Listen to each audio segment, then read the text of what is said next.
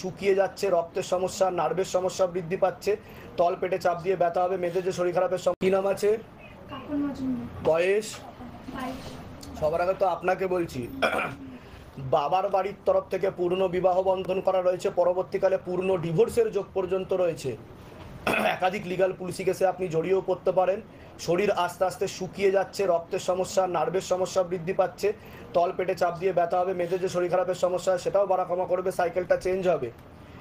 একটা পুরুষ দেখতে পাওয়া যাচ্ছে মুখ্য রূপে, একাধিকবার নাম বদনাম করে উল্টো পাল্টা রটিয়ে ফাঁসিয়েও দিতে পারে, মনে নেগেটিভ চিন্তা আসছে, পরবর্তীকালে সাইকোলজিক্যাল ও মেন্টাল প্রবলেম হয়ে যাবে, এমনকি আত্মহত্যা বা সুইসাইড করবার প্রবণতাও দেখতে পাওয়া যাচ্ছে।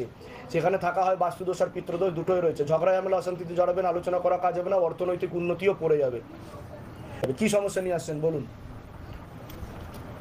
আমার স্বামীর সাথে আমার ছাড়াছাড়ি হয়ে গেছিল, তো সে আবার বিবাহ করে, তো সেই স্ত্রী তাকে ছেড়ে চলে যায়, সে আমার সাথে আবার যোগাযোগ করে, আর তার সাথে আমার এই 11 মাস ধরে, পুরো একটা বছর ধরে আমার তার সাথে সম্পর্ক ছিল।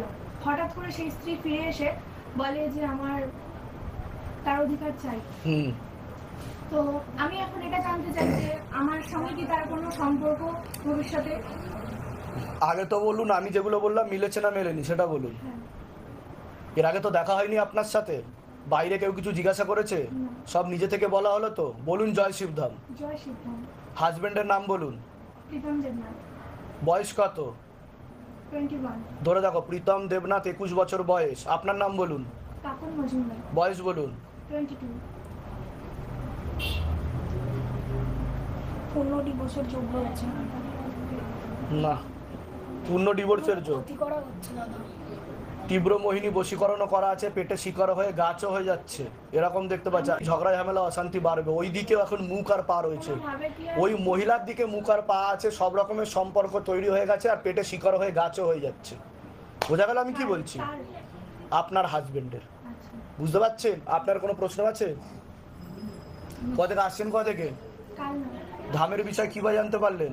আমার দিদির মাধ্যমে। নিজেদের বাড়ি? বলে দিচ্ছি কি করতে হবে।